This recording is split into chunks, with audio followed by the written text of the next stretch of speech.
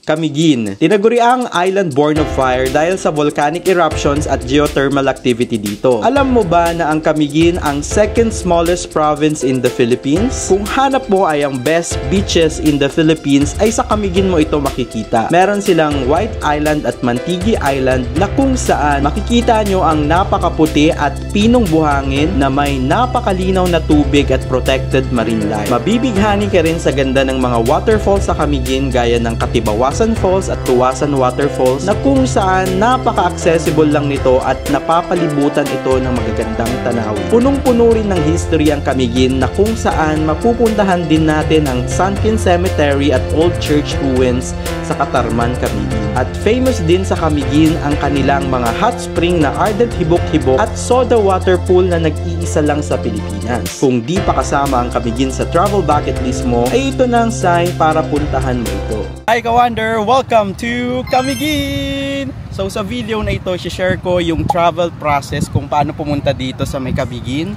at kung ano yung travel itinerary. At i-share ko din ang lahat ng travel expenses natin mula sa kinainan natin, sa transpo, at kung saan kami nagstay dito sa may Camiguin. So kapag hindi ka pa nakapag-subscribe sa ating channel, make sure to hit that subscribe button and also follow me in my Instagram and Facebook page. And also meron din tayong Klook code, that is Wonder J Klook, kapag gagamit kayo ng Klook. So ano pang hinihintay nyo?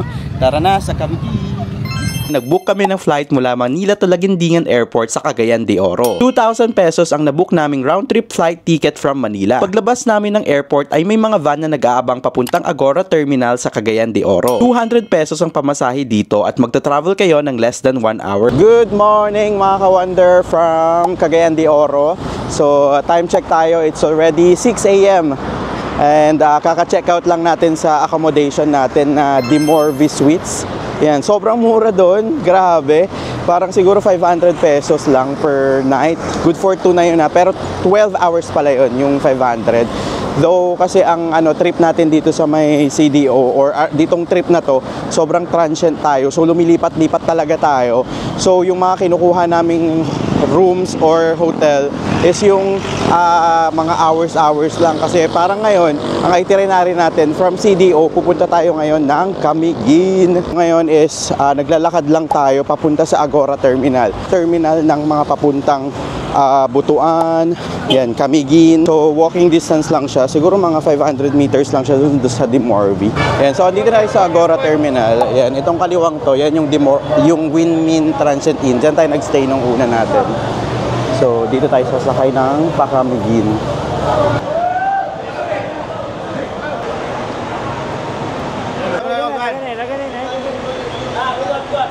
Dadaan din po. Balingon. Anong oras po kayo alis? Alas 6:20. Ayan, so ito yung sasakyan namin, Butuan.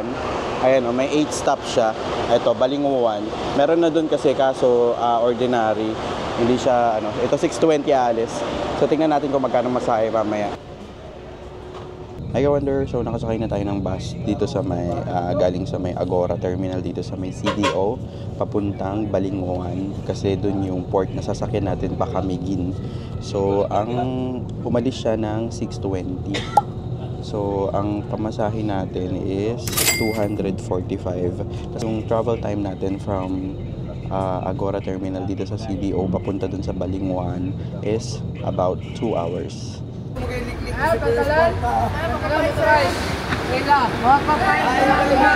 Hi Ka-Wonder! So kakababa natin ng bus na dito sa may Balinguan Terminal, Balinguan papuntang Benoni. So yung travel time from CDO kanina ng bus is 2 hours and 30 minutes. So dito yung main highway. Tapos dito na yung Balinguan Port. Siguro mga 2 minutes walk lang siya from the Balinguan Terminal. So maglakad na kayo kasi may mga tricycle na nag-o-offer. Pero lakarin nyo na lang. So ito yung port nila. Kukuha muna tayo ng ticket.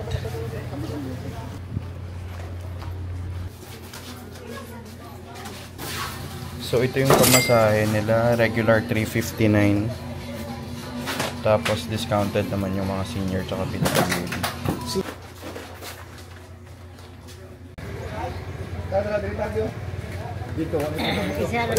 So may babayaran kayong 20 pesos. Ito.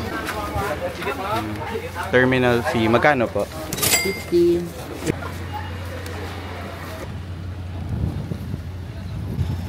Sakay na tayo ng port ay ng boat pala. Meron din silang snacks dito. Pwede kayong bumili. Tapos meron din namang comfort room. Ayan. So, dyan tayo galing kanina. Sa sa Balinguan. So, 9 AM pa aalis ang ating boat.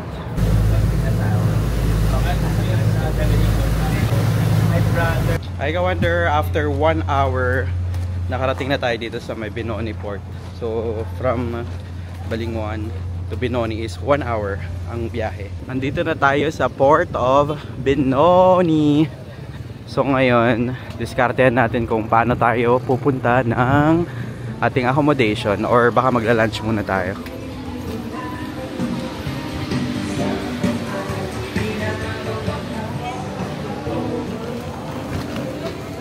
May mga jeeps din naman. Ayun.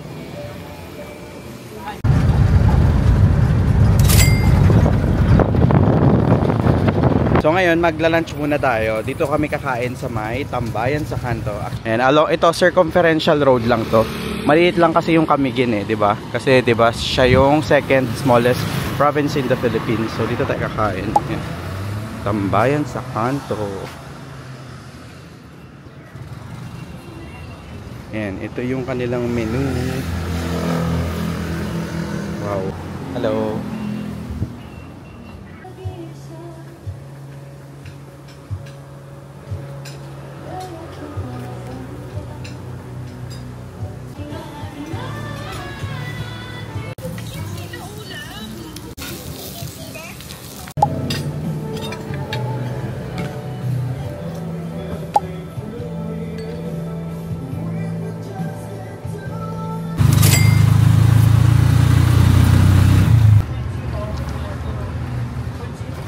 I wonder, so nandito tayo ngayon sa may terminal ng yung orange na mga parang pedicab nila dito or parang tricycle. Ito yung kanilang mga trike.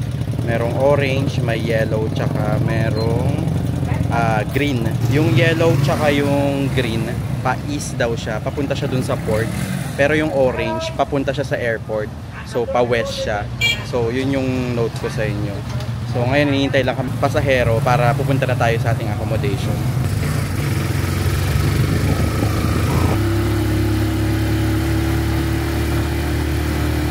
So nakababa na tayo ng trike. Doon tayo bumaba sa may Bagong Elementary School. Hindi along the circumferential road yung nabook nating accommodation. Dito na tayo ngayon sa ating accommodation dito sa Camiguin. It's called the Happy Coconut Camiguin. So sana pwedeng mag-early check-in kasi time check tayo, it's 12:30 pa lang. Tapos nakasulat sa Agoda kasi 2 PM pa yung check-in. Wow, probinsyang probinsya yung ating accommodation. Tingnan natin. Mabuhay. Ayan. So dito yung kanilang reception area. Ayan, ganda, 'di ba? So room tour muna tayo ng accommodation natin dito sa may Camiguin. So pagpasok nyo, meron tayong bed dito. Ayan. Kasama na rin ang towels diyan. Ayan, merong side table tapos may lamp. Tapos dito sa side, sa right side, meron silang ayan, may mga mugs sila ay mugs ba to, tsaka glass. Yan, meron din silang wifi. Fan room lang pala tong nabook natin. So electric fan lang yung kasama. Tapos ano to? Coffee. Okay. Coffee and meron dyan. Tapos kung gusto nyo magpait ng tubig. And ito naman ang kanilang toilet. Yan, look at that. Laki din naman siya, maluwang din. So ito yung WC. Oh my god, walang bidet. Tapos ito yung shower area. Ayan, may heater naman siya. So basically yan na yung ating accommodation dito sa may Camiguin. Hey Wonder, so nag-rent kami ng motorcycle. Bali pinasuyo na lang namin dun sa may caretaker ng accommodation natin dito sa Camiguin. So for 24 hours, 500 pesos yung bayad natin. And isang motorcycle kasama na yung dalawang helmet.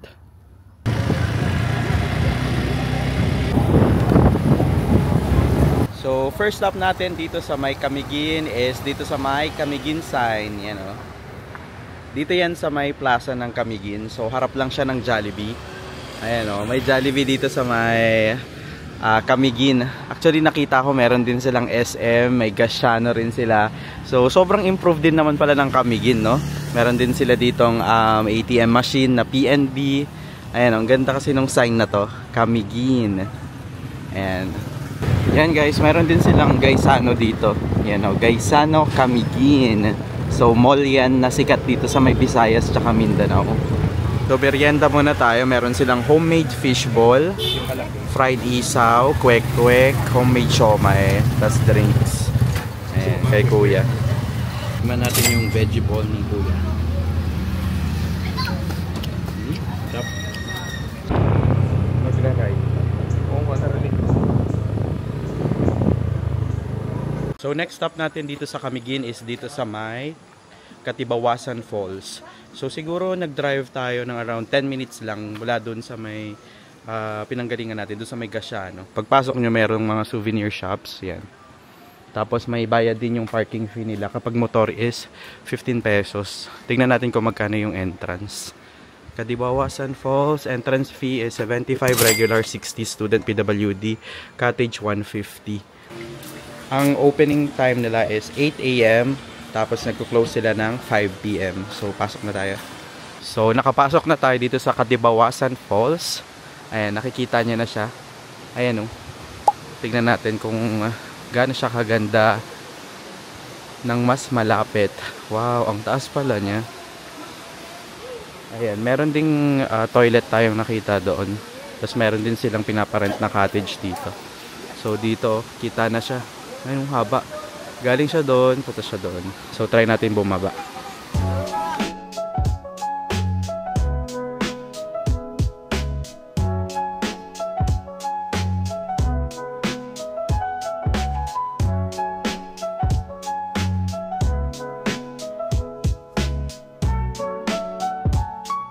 I wonder, so next stop natin dito sa Camiguin is dito sa may Ardent Hibok-Hibok Hot Spring. So nag-travel tayo from dun sa waterfalls na pinuntahan natin ng around siguro mga 15 minutes. So mabilis lang siya. So sobrang okay din na mag-rent kayo ng motor kasi napansin ko yung daan nila dito lahat naman sementado, tapos lahat naman may signages siya. Kamari paliko, ganun. Yun yung maganda dito. So tara, pasok tayo sa loob. So maluwang naman yung parking lot nila. Tapos dito tayo pala pumunta sa hot spring na to kasi yung mga waterfalls hanggang alas 5 lang sila. So time check tayo, it's already 5:40. So hanggang 10 PM yung open nila dito. So dito tayo pumunta. Ayan o, pag wala kayong pagkain, meron pa naman silang mga ihawan, mga sari-sari store dito. Hello po.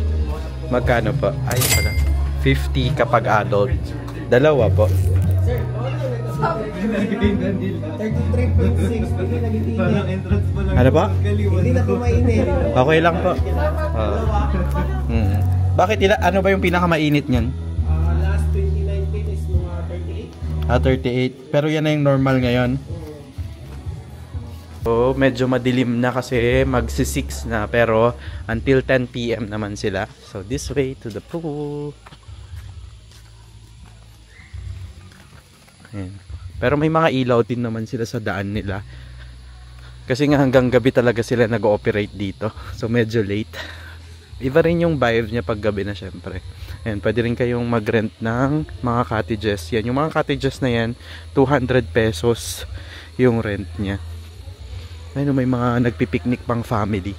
So today is Saturday, kaya ina-expect ko marami talagang tao ngayon. Ano bang meron dito? Toilet. Shower area. So dyan yung shower area nila. Ito yung sinasabi ko. Yan, may mga cottages pang open. Yan, mga nagre-rent. Family sila. Siguro outing nila, ganyan. Pwede.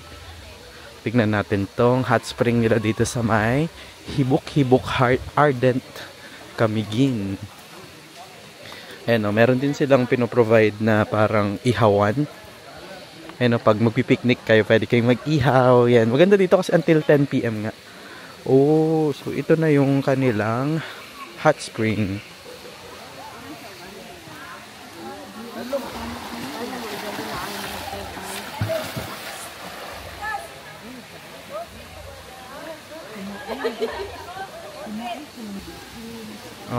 So parang may layer siya.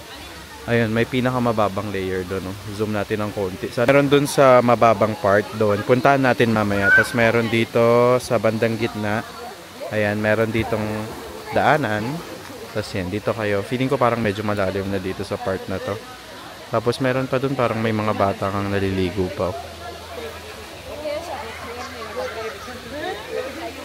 Good morning, Kawander, from Camiguin. It's our second day here in Camiguin. So, ang itinerary natin ngayong umaga, it's the White Island. I-pin nyo lang sa Google Maps is White Island Ferry Terminal. Yan, lalabas na. Tapos napansin ko, maluwang naman yung kanilang parking lot. Ayun, nakikita nyo na yung dagat. Dito may mga snorkeling gears, mga life jacket. Morning. Good morning po. White Island po. Register lang yung pangalan niyo po. Sige po. So paparegister lang kayo din. Tapos dito magbabayad kayo. And 550 yung bayad sa pump boat for 4 passengers. So hati-hati na lang kayo. Tapos 50 per head yung user's fee. So ito yung boat natin. And 550 for 4 person.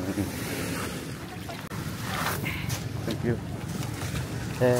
Welcome to White Island in Camiguin. So nakababa na tayo ng boat natin. Mga 5 minutes away siya dun sa may ferry port nila.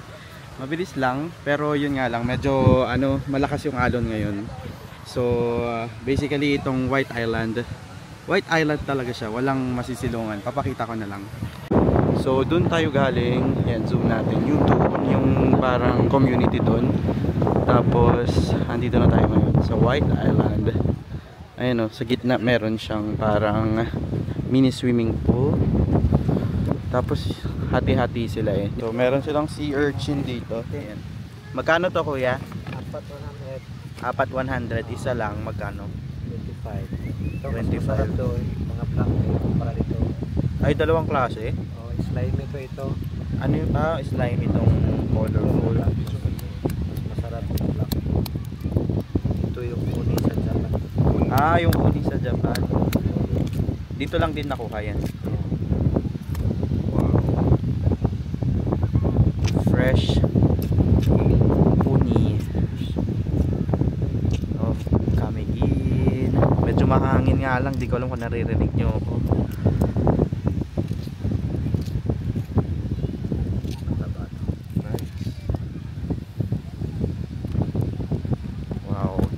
Ng special suka ni kuya. Pure tuba.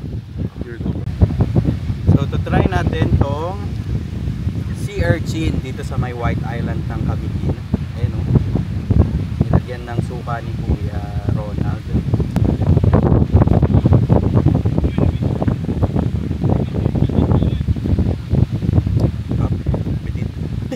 So buhangin check tayo dito sa may White Island. Tingnan natin kung sobrang pino. Of course, White Island ang pangalan niya, kaya white sand siya. Pero parang may nakikita akong mga pink din. Para siyang pink beach dyan sa may Sorsogon. Ayun, may mga parang ayun, nakikita nyo? Ito, may parang pink na buhangin. So maganda to kapag naarawan kasi medyo pupula-pula siya. Ayan, tatawid na tayo. Uy, medyo mababasa ako.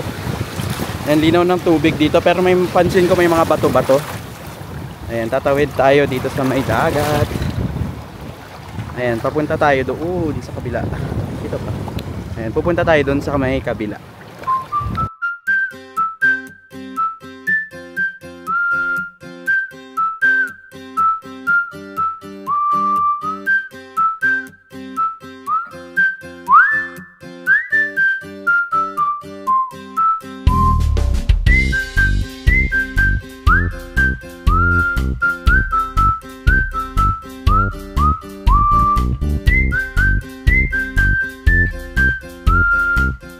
Wonder, so second day pa rin natin dito sa may Camiguin. So kakatapos namin punta dun sa may White Island. So nag-check out na rin pala tayo dun sa first accommodation natin, which is the Happy Coconut. Okay naman yung place niya. Tapos ang maganda dun, tahimik. Tapos ayun, napapalibutan sila ng mga greens kasi nga Happy Coconut. May mga coconuts, maraming mga halaman. Yun yung napansin ko doon. Tapos yung mismong room, malinis siya. Yun yung napansin ko. Pero ang hindi ko lang nagustuhan siguro doon, una, hindi kasi namin nakita na fan room pala yung nabook namin. So, hindi naman siya sa sobrang init, pero kapag tanghali, yan, medyo mainit siya kapag ganun. Pero pag gabi, medyo okay naman na yung temperature. So, ito naman tayo, lumipat tayo ngayon dito sa may Pacguia Cottages. So, yan yung entrance. Tapos, sobrang lapit lang niya dun sa may White Island Ferry. Siguro 100 meters away lang to. Mga katabi niya na resort na sobrang sikat is yung Paras Resort. Tapos meron din dito party place na Unwind. Ayan, so nakapasok na tayo dito sa mga cottages ng Paggias. Dami rin, oh. Mga white cottages. Parang ganito talaga yung vibe kapag malapit sa beach, no? Ng mga cottages. So sa room 17 tayo. Pagpasok nyo, mapapansin nyo kaagad dito, merong parang table tsaka chairs. Siguro dito pwede kayong kumain. Tapos parang merong parang higaan dyan. Upuan din pwede. Tapos ito yung view. Ayan, may garden view tayo. Uy, wow, lamig kaagad. Wow! This is too big. Ayan, merong wifi password. Yan yung rules ng Paggias. Tapos, ganyan, kaganda yung room. Wow! For 1,500 pesos. Parang na to queen na. Parang double queen. So, ang laki, parang good for 4 tong nabook natin. Pero, good for 2 lang yung nabayaran natin eh. Tapos, meron dito, television. Yan. Tapos, meron tayong electric kettle. Tapos, pwede nyong ilagay yung gamit nyo dyan. So, dito naman tayo sa toilet. Ay, dito pala merong AC. Yan. By this time, aircon na yung ating nabook. Yan. So, ganito siya yung view niya ng bed. Sobrang lawak din in fairness. Wow. So, dito may mirror. Tapos, nandito ang sink. Wow, finally! Meron tayong water closet. Tapos, merong bidet, and may tissue dyan, and ito yung shower area. Ayan. Shower area. Ang lang dito, wala silang heater, water heater. Hey Wonder, so kakatapos nating mag-lunch. Nag-lunch tayo sa may Tres Machos. Bali, lutong bahay siya. Pinoy na lutong bahay. Ang total bill natin is 265 divide 2. So, mga 130. Tas may coke na rin tayo doon. So, ang next stop naman natin ngayon is magka-coffee shop tayo. Dito tayo sa may Taste and See. Overlooking siya. So, pakita ko. Ito, parking kasi yan ng motor. Overlooking view. Yan. Ng beach ng Camiguin. Hindi ko alam kung saang part na kasi ito eh. Papunta tong Katarman ha. Please remove your shoes. Yan, meron silang. Wow, ang cozy naman ng vibe dito. May papiano. Ayan o, look. Wow. Meron pa silang patahian. Ito yung place nila. Ang ganda. Wow. Vintage coffee shop kasi itong Taste and See Camiguin. So, ganyan talaga. Tapos, panalo pa dito. Ayan yung magiging view nyo. Ganda mag-chill dito, guys. Puntahan nyo to sa Camiguin. Sobrang marerelax kayo. I wonder, so, ayan, medyo paubos ko na yung coffee. Ang in-order ko is Spanish latte. So, this one is 150 pesos. Tapos, umorder din ako ng parang tinapay na vanilla, 50 pesos. Tapos umorder din kami ng Spanish ng cold brew. Yung cold brew nila yung must try. Ang sarap niya. Mas masarap siya dun sa Spanish latte. Tapos ang napansin ko dito, yun nga sabi ko nga kanina, vintage kasi siya, vintage coffee shop. Maganda talaga yung place talaga nila. Yun yung talagang edge nila sa ibang mga coffee shop. Maganda yung interior, ganyan, sobrang vintage. Tapos meron silang panalong view. So talagang recommend ko na puntahan nyo tong Taste and See coffee shop dito sa may Camiguin. I wonder, so next stop natin is dito sa may Sunken Cemetery. So ito yung entrance nila. Yan, dito merong mga souvenir shops. Yan, pwede kayong bumili ng mga pampasalubong nyo.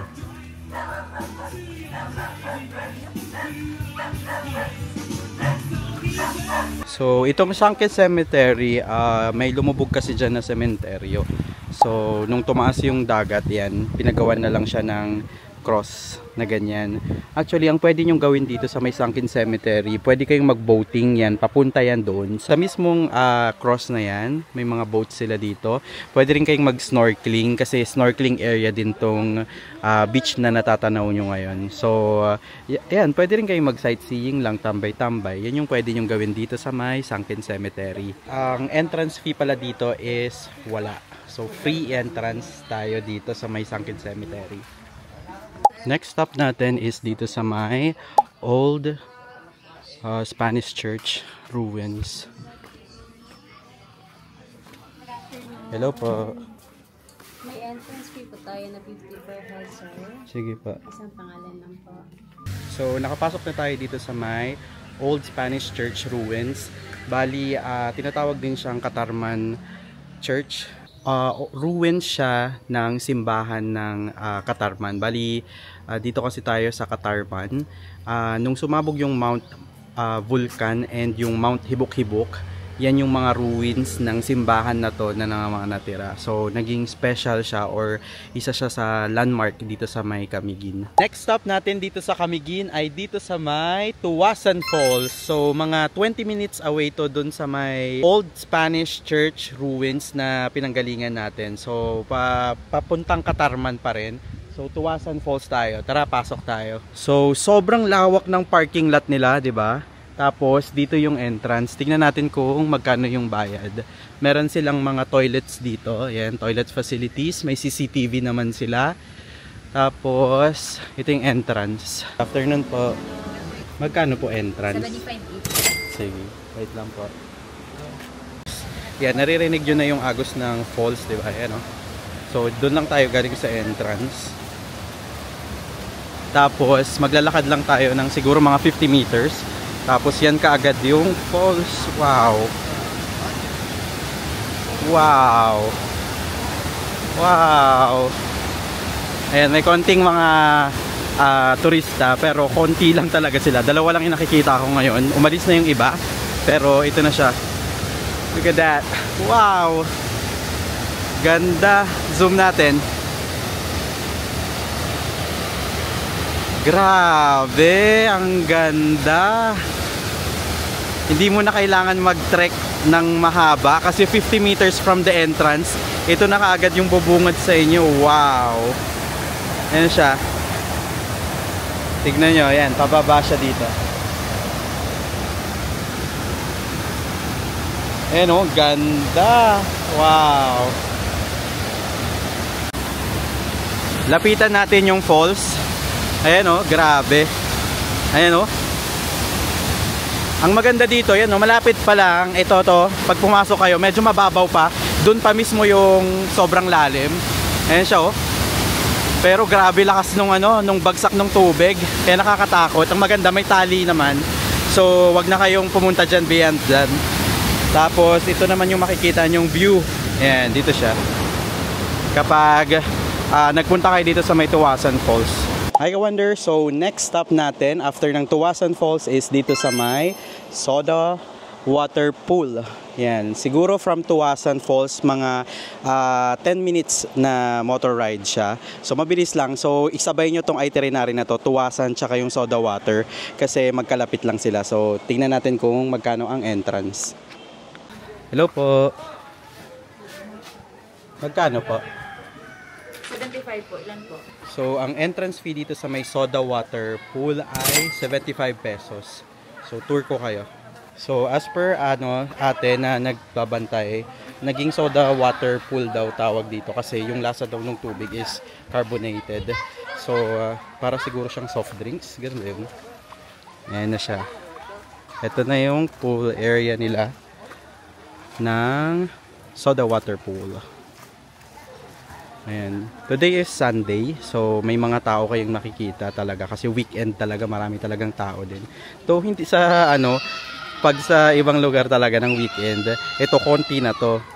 Ayan, pero dito sa Camiguin, hindi pa kasi siya sobrang sikat na puntahan. Parang mga lokal sila yung mga naliligo dito ngayon. Tapos, pwede rin pala kayong mag-rent ng mga cottages dito.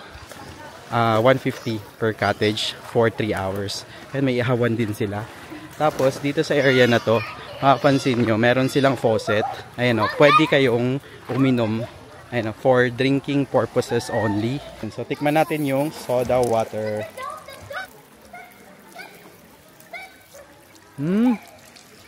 Oo nga no.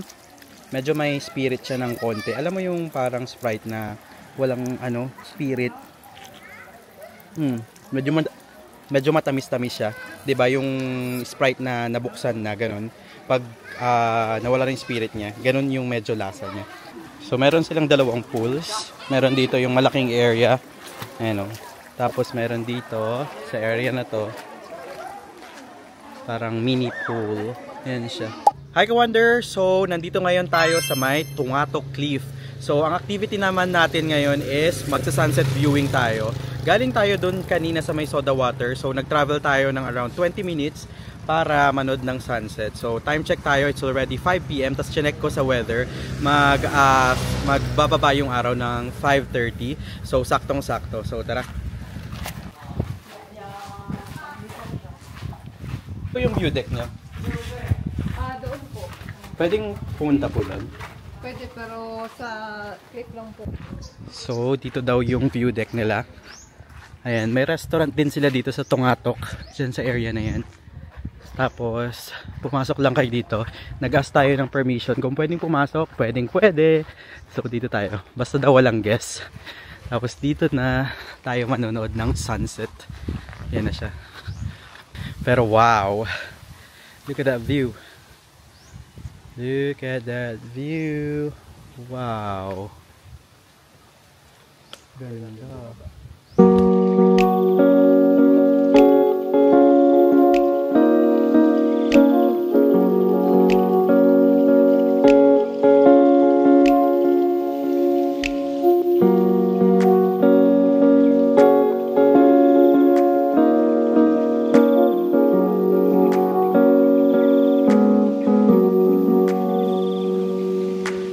Dinner time here in Camiguin. So, dito tayo magdi-dinner sa may Alex Bar and Restaurant. So, yan yung kanilang ayan, tsura ng restaurant nila. Bali, parang 2 floors siya.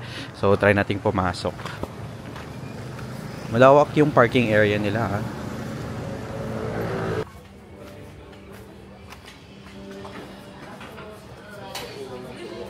Hello. Check lang namin sa taas. Here's their second floor.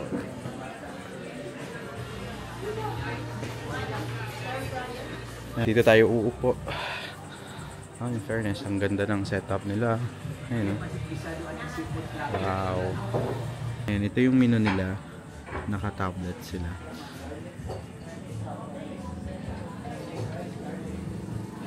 May mga platters. Kain na tayo mga Ka-Wonder. So, nag-order tayo ng crab tacos for appetizer. And also, nag-order tayo ng island seafood platter. So, seafood platter. So, first nating kakainin is itong crab taco. So, tikman natin. May little kick siya ng anghang, ha. Para siyang kani salad na medyo mas lagyan mo ng anghang. Tapos, meron siyang sriracha kaya medyo maanghang siya. Tapos yung, syempre yung sa taco, yun yung na parang nagkakaroon ng texture.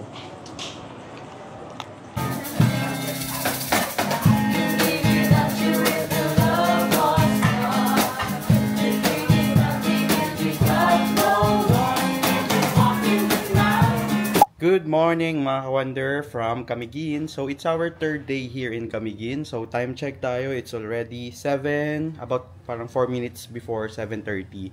So it's our last day today. Ang pupuntahan natin ngayon is pupunta tayo ng Mantigi Island. So, from our accommodation dito sa Paglia Cottages, kasi nasa may bandang White Island ferry station tayo, mag-travel tayo ng around 30 minutes. So, medyo malayo-layo. Kapag nag-rent kayo ng motor, yan, medyo sulit na rin yung 400 pesos yung rent sa motor for 24 hours. So, okay na din kasi, alam mo yun, medyo malayo din yung mga puntahan dito. So, kapag hindi naman kayo nagmamotor, pwede rin kayong mag-rent ng mga yung motorela nila dito, or pwede rin kayong mag-rent ng mga habal riders nila dito. Pwede nyo yan, marami kayong makikita sa may Facebook group, ganyan, mag-post lang kayo looking for habal riders, ganyan. Pwede nyo. Pero for me ha, parang mas okay na may kasama kayo na marunong magmotor para, ano mo yun, kung dalawa kayo, 400, tig 200 kayo, di ba? Sulit na marami na kayong mapupuntahan. So, update ko kayo kung nandun na kami sa may sa area na kung saan sasakay kami ng boat papuntang Mantigi Island. Hi ka-wonders! Dito tayo sa may jump off point ng yung sa papuntang Mantigi. Bayad sa boat dito is 750. Good for 6 na siya. So pag dinivide mo, 125. Pero pag isa lang kayo, 750 pa rin. So ang tip ko sa inyo, maghintay kayo ng ibang mga travelers. Tapos para may kasabay kayo, para may kasama kayo, ka-share kayo dun sa boat. Tapos ang entrance fee dito is 75 pesos per person. Ayan, so yan yung pub boat to Mantigi. 750 pesos, maximum of 6 packs. Tapos 3 hours stay, tapos may additional fee lang kapag mag-extend kayo ng 3 hours, 200 per hour.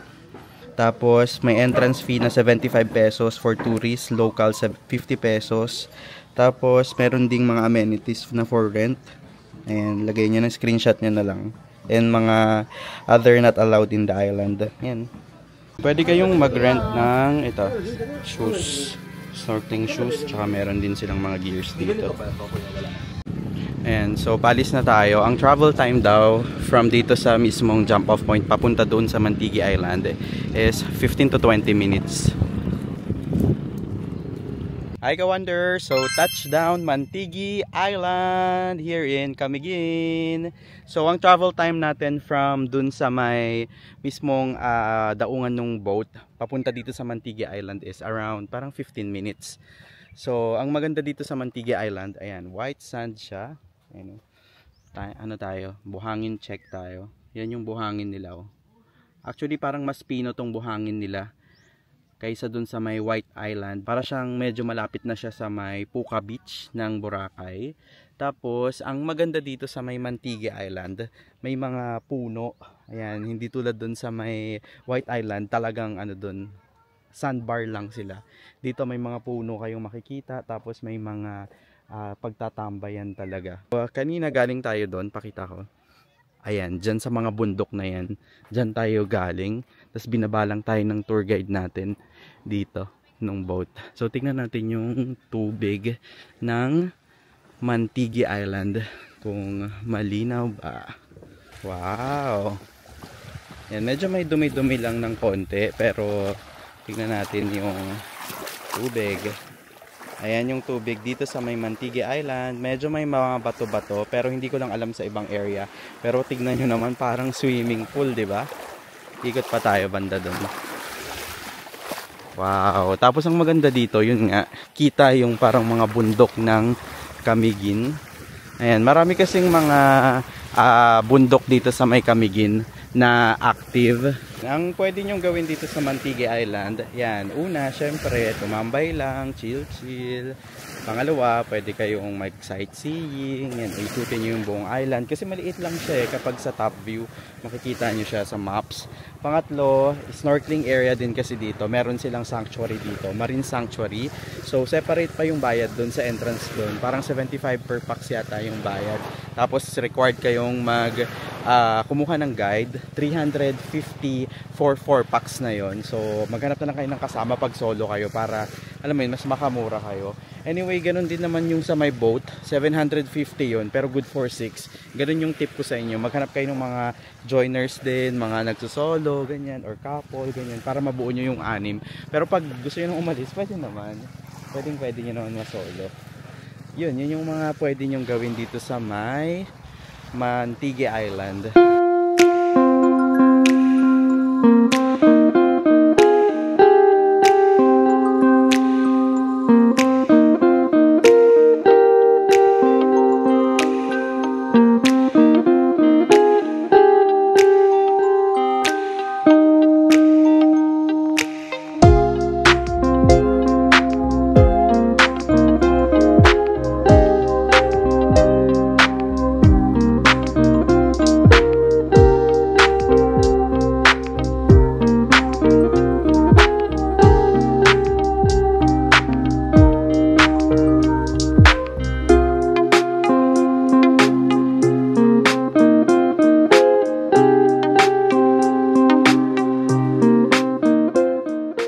Hi Ka-Wonder! So, it's time to go home. So, nandito pa rin tayo sa Camiguin.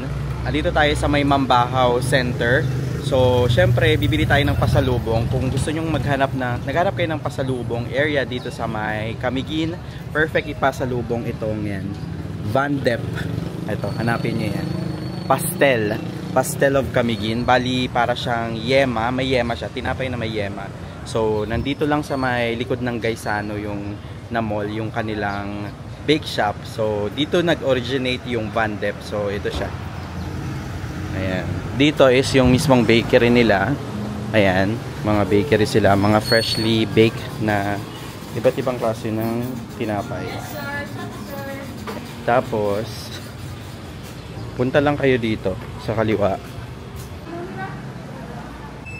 Yan, so ito yung Casa by Van Dep, Manbajau branch. So pwede kayong bumili ng souvenirs and delicacies nyo dito.